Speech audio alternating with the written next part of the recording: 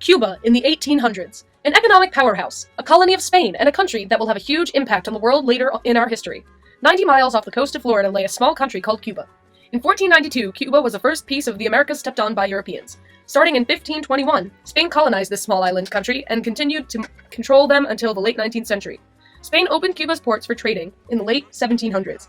This started the great sugar boom that would last well into the 1800s. While Cuba became one of the top sugarcane producers in the world, along with Brazil, the country itself wasn't gaining any money from it. That's because Spain was taking all the profit. A rise in violence and anger spread throughout the Cuban community. Cubans seeking independence were forced to flee the country starting in 1820. The immigration to the southern part of the United States brought a cultural diffusion to places like Florida.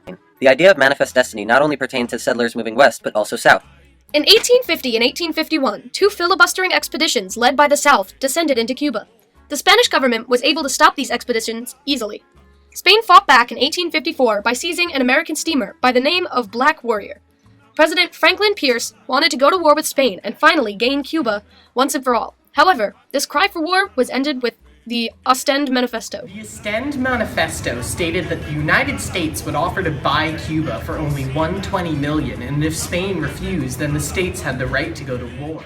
The South's want for Cuba only widened the already huge social, economic, and political divide between the United States. Northerners wanted no part in taking over Cuba because the sugar boom had increased the amount of slave labor on the island, while Southerners thought the country would be a positive gain for the economy of the United States. The Crittenden Compromise solved this problem by stating that the South had the right to acquire new territories and enter them into the country as slave states. This angered the North and only brought new tensions, not only between Spain and the United States, but also between the North and South.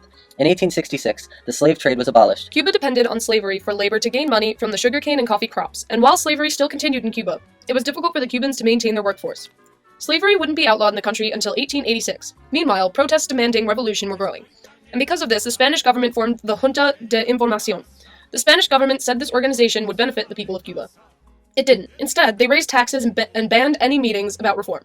Carlos Manuel de Céspedes, a sugar planter, led the revolution called the 10 Years' War, which started in 1868. Céspedes was the one who wrote a new constitution for Cuba, which included the abolition of slavery and the annexation of the country into the United States. However, just because this constitution was created, it didn't guarantee Cuba's independence from Spain. As time went on, rebels had trouble getting a single cause to band together for. Rebel leaders clashed against each other because too many ideas for reform were wanted. The fight between the Cubans and Spain continued, but soon the rebels started to lose resources, and in 1878, the Pact of San Juan was signed. The 10 Years' War was ultimately a failure for the people of Cuba. Another war would be looming in the not-too-distant future. José Martí, a revolutionist, started the Independence War in 1895. On February 24th, with the help of other revolutionary leaders, Martí commenced an attack in 4 different regions of Cuba, including Beat, Ibarra, Ber, and Guantanamo. With the Independence War underway, its greatest leader, José Martí, died on May 19, 1985, while in combat. Despite this heavy loss, fighting continued in the small country. A military leader by the name of Máximo Gómez had led many successful revolts against the Spanish government in 1895 and 1896. The Cubans used the scorched earth policy as one of their tactics. This means that they would burn sugar crops in hope of getting Spain to leave their country. Seeing these successful revolts, the Spanish government retaliated by increasing the amount of troops in Cuba. A Spanish general by the name of Valeriano Weyler forced Cubans into concentration camps to keep them in check. Meanwhile, the United States was conflicted about whether or not to interfere with the Cubans. They believed in the revolutionary cause, but they did not want to divide the North and South anymore. The harsh conditions the Cubans were put under during the time of Weyler made Americans very angry. However, President Cleveland was very anti-imperialist, and he did not want to get involved with Cuba. At the same time, yellow journalism began to spread propaganda against the Spanish government. Yellow journalism is basically an exaggerated retelling of the truth. It really got Americans behind the cause of helping the Cubans. Some famous yellow journalists include William R. Hearst and Joseph Pulitzer, who both advocated for a war. Fighting continued until September of 1897, when Spanish troops were forcefully removed from Cuba, and the reign of Weyler ended. In 1898, a battleship named Maine was sent to Cuba from the United States. The reason for this was to guarantee the protection of American people in Cuba if a fight was to break out. However, on February 15, 1898, the battleship Maine blew up in Havana Harbor. 260 officers died in the explosion. Following the explosion, Spanish and American officials did investigations. The Spanish officials claimed that the explosion was an accident. However, the American officials claimed that the explosion was premeditated. On April 11, 1898, President McKinley declared war on Spain. America had also passed the Teller Amendment, which stated that once the United States was done overthrowing the Spanish in Cuba, that it would become a free country. Seeing the declaration of war, the Spanish sent over warships to defend Cuba. Americans began to panic as they heard of the warships that were coming their way. As the both sides met on the battlefields in Cuba, it became clear that the Americans were not prepared for the tropical climate.